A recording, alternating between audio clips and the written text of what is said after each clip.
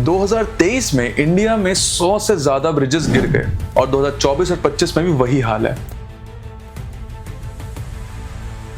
हर दूसरे हफ्ते एक नया ब्रिज गिरता है, सड़कें टूट जाती हैं और कई लोगों की जान चली जाती है। इन सब में सबसे हैरानी की बात पता है क्या है?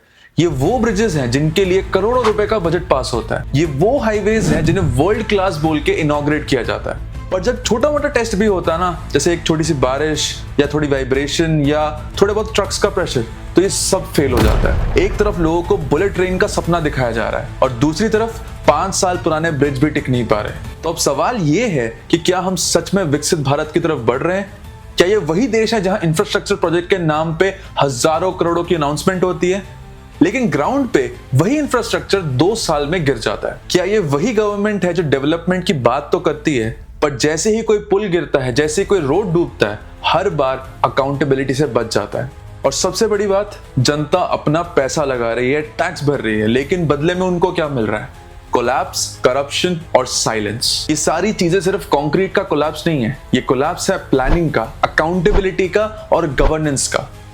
तो let's deep dive in today's video why India's infrastructure is breaking down. सोचकर देखिए दोस्तों, एक देश जहां 10 लेन का एक्सप्रेसवे बन रहा है, जहां स्मार्ट सिटीज की अनाउंसमेंट हर बजट में होती है, वही देश है जहां पे हर कुछ दिनों में एक ब्रिज गिर जाता है, हर बारिश में सड़कें डूब जाती हैं और लोग अपनी लाइफ रिस्क में डाल के उन्हीं रोड्स पे रोज ट्रैवल करते हैं। ये सिर्फ फिजिकल स्ट्रक्चर्स नहीं गिर रहे, ये भरोसा गिर रहा है लोगों का इंफ्रास्ट्रक्चर पे से। ये किसी एक स्टेट की कहानी नहीं है, ये पूरे इंडिया में हो रहा है। कुछ रिसेंट इंसिडेंट्स की बात करते हैं। गुजरात का गंभीरा ब्रिज 9 जुलाई 2025 को उस ब्रिज का एक हिस्सा टूट जाता है। टूटते वक्त उस पे एक्चुअली लोग होते हैं। 19 लोगों की जान चली जाती है नदी में डूब के। आई एग्री कि ब्रिज पुराना था, लेकिन उस पर रिसेंट रिपेयर का काम हुआ था। उस रिपेयर के बावजूद ये ब्रिज टूट जाता है। महाराष्ट्र के पुणे में कुंडमाला टूरिस्ट ब्रिज भी कोलैप्स हो जाता है। क्राउडेड ब्रिज था, जैसे ही वो ब्रिज टूटता है हर तरफ केओस मच जाता है। 4 लोगों की जान चली जाती है और 50 से ज्यादा लोग घायल हो जाते हैं। फिर बात करते हैं केरला के NH66 हाईवे पे। यहाँ मई 2025 में रिटेनिंग वॉल ही गिर जाती है, 7 लोग घायल हो जाते हैं। बट इसमें एक अच्छी चीज ये है कि उसके तुरंत बाद एक इंक्वायरी शुरू होती है और जो कॉन्ट्रैक्टर होता है उसको ब्लैकलिस्ट कर दिया जाता है। और ये कहानी सिर्फ ब्रिजेस और टनल्स की नहीं है, सड़कों का भी हाल देख लेते हैं। बारिश के बाद एक जगह 10 फुट का सिंकहोल बन जाता है, कहीं पूरा ट्रैफिक ही पानी में डूब जाता है। किसी शहर के रेलवे स्टेशन के बगल में 15 फुट का एक गड्ढा मिलता है और कहीं पे बाइकर्स गड्ढों में फिसल के गिर रहे होते हैं। मेट्रोपॉलिटन से लेके छोटे शहरों तक हर मॉनसून एक ही पिक्चर दिखता है, पॉटहोल्स, पॉटहोल्स और पॉटहोल्स। जहां भी देखो सिचुएशन लगभग सेम ही है। सड़कें अपने आप डूब जाती हैं, जैसे कि इंफ्रास्ट्रक्चर ने खुद ही सिस्टम से हार मान ली हो। पॉटहोल्स अब सिर्फ डिस्कम्फर्ट नहीं है बल्कि खतरा बन चुके हैं। इमरजेंसी व्हीकल्स उनमें अटक जाते हैं और हर रोज आम लोग अपनी जान रिस्क पे डालते हैं इन पॉटहोल्स पे सफर करने के लिए। ये सब सिर्फ एक इंजीनियरिंग प्रॉब्लम नहीं है, ये प्रॉब्लम है प्लानिंग की, अकाउंटेबिलिटी की और गवर्नेंस की, एक सिस्टम लेवल फेलियर की। हम सोच रहे होंगे यार ये सब तो सिर्फ छोटी जगहों पे होता होगा, बट ये कहानी नहीं है। Metro city, state capital, tier 1 city, सब इस सिस्टम फेलियर का एक हिस्सा है। तो जब हम कहते हैं क्या टूट रहा है, तो जवाब सिंपल है, इंडिया का इंफ्रास्ट्रक्चर टूट रहा है और लोगों का उन पे भरोसा। ये सब सुनने के बाद हमारे दिमाग में एक बहुत बड़ा सवाल आता है कि ये सब ब्रिजेस टूट रहे हैं, रोड्स डूब रहे हैं, पर इस सब के लिए जिम्मेदार कौन है? ये सवाल हर बार उठता है जब कोई ब्रिज टूटता है, लेकिन हर बार जवाब या तो अवॉइड कर दिया जाता है या ब्लेम गेम में उड़ा दिया जाता है। लेकिन दोस्तों, सच यही है कि जिम्मेदार सिर्फ एक नहीं है, सिस्टम के हर हिस्से में कुछ ना कुछ प्रॉब्लम है। सबसे पहले आते हैं कॉन्ट्रैक्टर पे। टेंडर मिलता है सबसे लोएस्ट बिडर को और फिर काम क्या होता है? चीपेस्ट मटेरियल, मिनिमम सुपरविजन और जीरो अकाउंटेबिलिटी। दूसरा है सरकारी विभाग। फाइल क्लियर करने की स्पीड तो रॉकेट जैसी होती है, लेकिन प्रोजेक्ट को ऑडिट करने की, सेफ्टी चेक करने की, जैसे ही नाम सुनते हैं वैसे ही चुप कर जाते हैं। और तीसरा और सबसे बड़ा पॉइंट है पॉलिटिक्स। नए ब्रिज के इनॉग्रेशन इलेक्शन से पहले होनी बहुत जरूरी है, चाहे ब्रिज कंप्लीट हो या ना हो। पब्लिसिटी के लिए रिबन कट होना चाहिए, उसके नीचे की नींव चाहे कमजोर हो, रिबन कट होना चाहिए। एक इंटरेस्टिंग एग्जांपल देता हूं बिहार का, अगुवानी सुल्तानगंज ब्रिज। ये पुल पहली बार 2022 अप्रैल में बनते समय ही गिर चुका था। उसके बाद दोबारा 2023 जून में फिर से एक और बार उसका एक हिस्सा कोलैप्स हो गया। तो कंस्ट्रक्शन तभी से रुक चुका था। हजारों करोड़ खर्च होने के बाद भी लगातार 3 बार ये एक ब्रिज गिर चुका था। जब इन्वेस्टिगेशन हुई तो पता लगा कि डिजाइन और क्वालिटी पे कई सारे बड़े सवाल बाकी थे।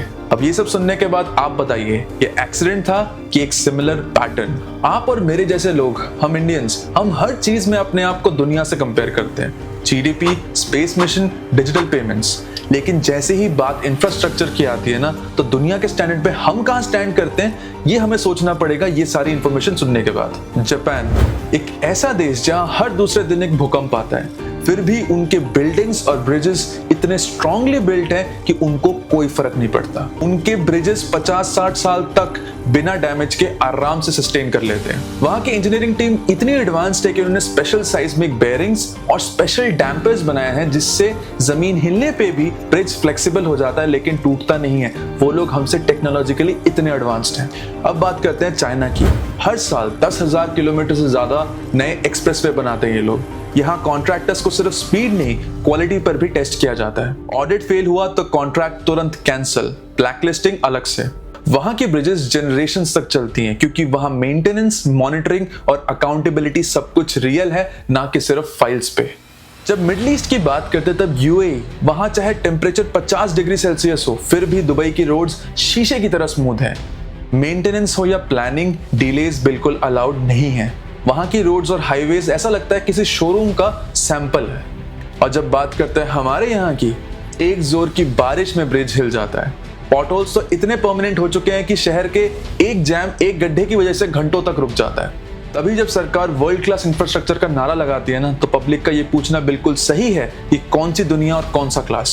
डेवलपमेंट रिबन कटिंग से नहीं, बल्कि तब दिखता है जब आम आदमी बिना डर के आराम से सड़क पे चल सके। एक इंटरेस्टिंग बात यह है कि सब कुछ पब्लिक के टैक्सेस से बनता है, चाहे वो ब्रिजेस हैं, रोड्स हैं, फ्लाईओवर्स, मेट्रो, हर तरफ जो नई स्कीम्स बनती है, ये सब कुछ टैक्सेस से बनता है। लेकिन जब एक सिस्टम कोलैप्स हो जाता है तो जिम्मेदारी लेने के लिए कोई नहीं होता। तिरछी नाम की एक जगह में जहां 157 करोड़ रुपए सिर्फ रोड बनाने में लग गए, उसका नतीजा पता है क्या था?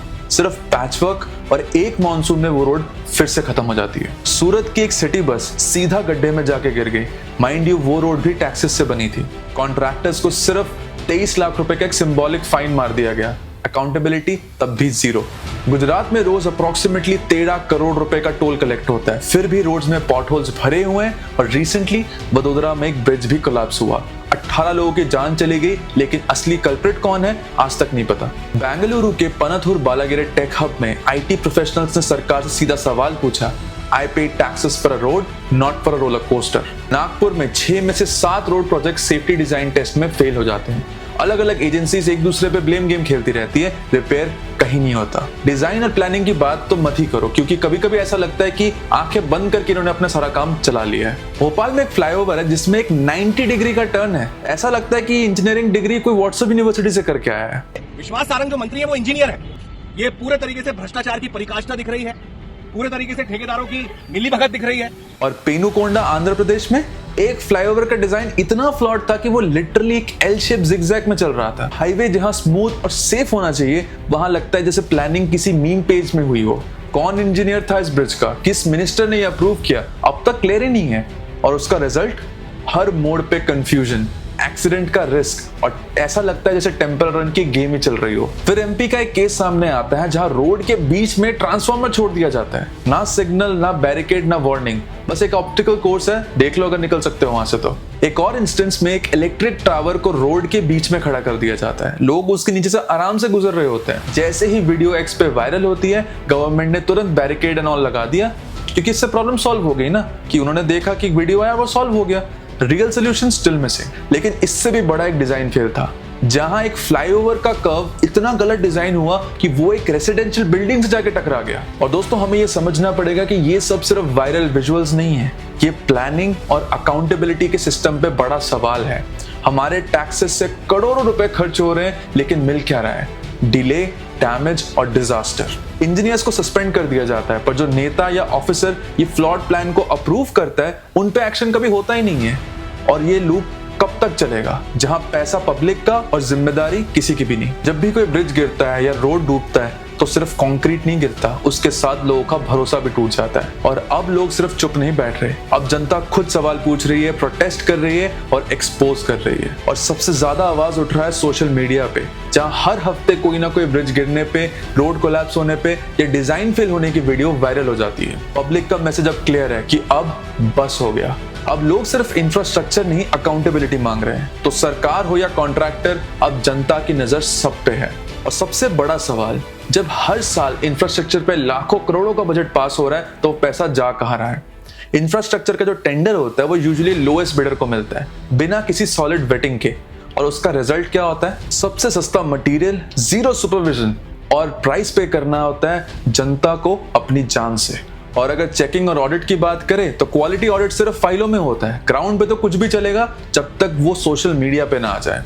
बीड महाराष्ट्र की एक वीडियो काफी वायरल होती है, जहां पे इंस्पेक्शन के दौरान कुछ इंजीनियर्स जाते हैं जिनकी खुद की अप्रूव की गई रोड पे एक ट्रक पलट जाता है और पूरा का पूरा रोड उनके सामने कोलैप्स हो जाता है। लोग कह रहे थे इंस्पेक्शन होने से सिस्टम सुधरेगा, पर यहां तो इंस्पेक्शन के वक्त ही सिस्टम एक्सपोज हो जाता है। ये करप्शन नहीं, ये सिस्टम का कैंसर है, जिसमें इंजीनियर सस्पेंड होता है लेकिन जिस मिनिस्टर ने अप्रूव किया उसका कुछ नहीं होता है। ये सब कुछ तब तक चलता रहेगा जब तक जनता सिर्फ टैक्स भरने वाली मशीन बनी रहेगी, ना कि सवाल पूछने वाला एक सच्चा पावर।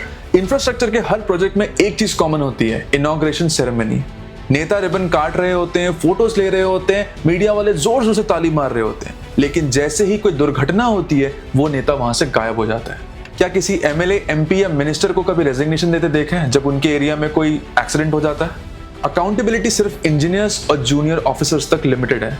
बट एक चीज नोटिस करने वाली ये है कि डिसीजन मेकिंग तो टॉप पे होती है ना। जो फ्लाईओवर 3 महीने पहले ओपन होता है, चौथे महीने में गिर जाता है, क्या उसका रिबन काटने वाले से किसी ने पूछा कि डिजाइन पास कैसे हुआ? कि जिनकी फोटो हर जगह सोशल मीडिया पे छाई हुई थी इस प्रोजेक्ट के पीछे, उनका नाम कभी चार्टशीट में आया आज तक? सिस्टम ने एक तमाशा बना दिया है, जब प्रोजेक्ट कंप्लीट हो तो क्रेडिट लो, जब प्रोजेक्ट फेल हो तो ब्लेम किसी और पे डाल दो। लेकिन जब तक कोई पॉलिटिकल अकाउंटेबिलिटी नहीं आएगी, इनॉग्रेशन एक और फोटो ऑप बनकर रह जाएगा और इंफ्रास्ट्रक्चर एक टिकिंग टाइम बॉम्ब। और इस सब के बीच में असली काम आज भी देश के लोग कर रहे हैं। एक पिता जो अपने बेटे को पॉटहोल के एक्सीडेंट में खो चुके हैं, 600 से ज्यादा गड्ढे भर चुके हैं मुंबई में। एक माँ हैदराबाद में प्रोटेस्ट कर रही है रोड के बीच में, ये कहते हुए कि उसके बच्चे गड्ढे में गिर गए। एक औरत मुंबई में खुद एक खुले गटर के पास खड़ी है ताकि लोगों की जान बची रहे। और हमारे देश के मिनिस्टर फुल कैमरा टीम के साथ आके एक पॉटहोल भरते हैं जैसे कि भाई ऑस्कर मिलने वाला है इतना महान काम करने के बाद।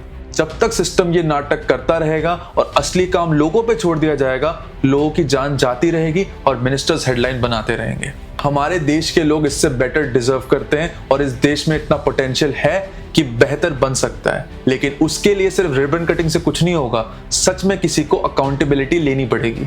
एक बहुत इंटरेस्टिंग चीज है कि जैसे ही कोई सिस्टम फेल करता है ना, तो लोग खुद ही सोल्यूशन ढूंढ लेते हैं। कुछ लोगों ने मिलकर एक नई वेबसाइट लॉन्च की इंडिया में, जिसका नाम है indianpotholes.com। यह है इंडिया का पहला क्राउडसोर्स प्लेटफॉर्म जहां लोग पॉटहोल्स रिपोर्ट कर सकते हैं, ट्रैक कर सकते हैं और कंप्लेंट्स रजिस्टर कर सकते हैं। लेकिन सवाल यह है, जब पब्लिक इनिशिएटिव ले रही है तो गवर्नमेंट सपोर्ट क्यों नहीं कर रही? ये साइट कोई वायरल मीम नहीं है, एक सीरियस सॉल्यूशन है। इसके बाद भी मिनिस्टर्स, म्युनिसिपैलिटी या NHAI ने इनमें से किसी ने भी इसको ऑफिशियली अडॉप्ट क्यों नहीं किया? बताऊं क्यों? क्योंकि इसमें कोई रिबन कटिंग का कोई स्कोप नहीं है। जब तक देश का इंफ्रास्ट्रक्चर पब्लिक के भरोसे छोड़ा जाएगा और गवर्नमेंट सिर्फ हेडलाइंस और हैशटैग तक सीमित रहेगी, तब तक प्रोग्रेस एक जुगाड़ ही रहेगा।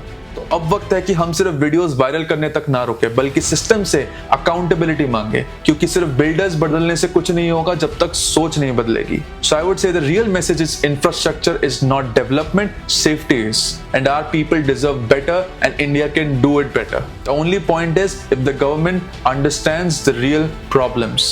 अगर आपको ये वीडियो इन्फॉर्मेटिव लगा है तो don't forget to like, share and subscribe और कमेंट्स में अपना एक्सपीरियंस बताइए पॉटहोल्स या ब्रिजेस के बारे में। See you in the next one.